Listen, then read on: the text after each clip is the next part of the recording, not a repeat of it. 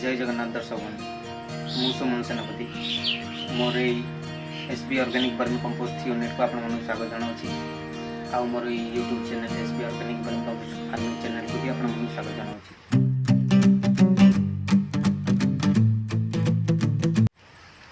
तो आज vermi wash विषय में मुझे कहबी माने वर्मी वाश केमिति प्रस्तुति हुए आज मु आपण मानू प्रैक्टिकली देखे पावरफुल वर्मी वाश केमिति प्रस्तुत हुए।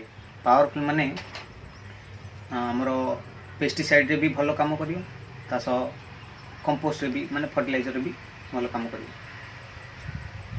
तो ता पई कोन कोन सामग्री दरकार हो सेटा मु कहि दूची। तीनोटी माठिया दरकार हो माने 150 ରୁ 200 ग्राम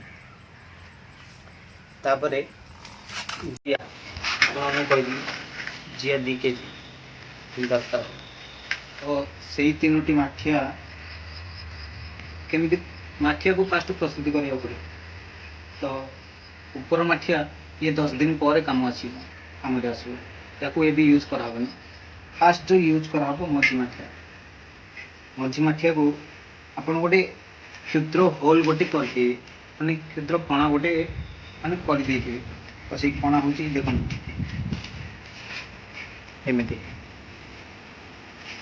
तो छिद्र कणा कले माने टोपे टोपे टोपे टोपे हेकी हमर वर्मी वाश जो हमर वर्मी वाश का कहतनी माने हमर जो जिया रो गोटे माने हळदिया पदार्थ माने सी चालीला बेले तार गोटे हळदिया पदार्थ छाड़े ताकू माने गोटे अठालिया तो ताकू आमे वर्मी वाश कहू।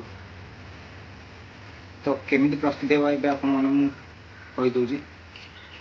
फास्ट आमे गोटे कॉटन अखा नेबा जो हमर अखा आसुची सूता अखा ताकू गोटे पीस करी काटी देबा।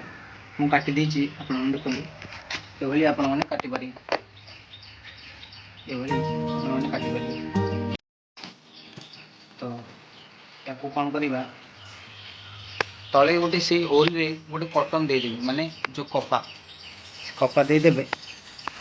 मु कपा दउनी काहे ना मु गोटे सूता माने से जो ए अखार सूता मु एमिति बांधी के रखी देछि तो काम करियो।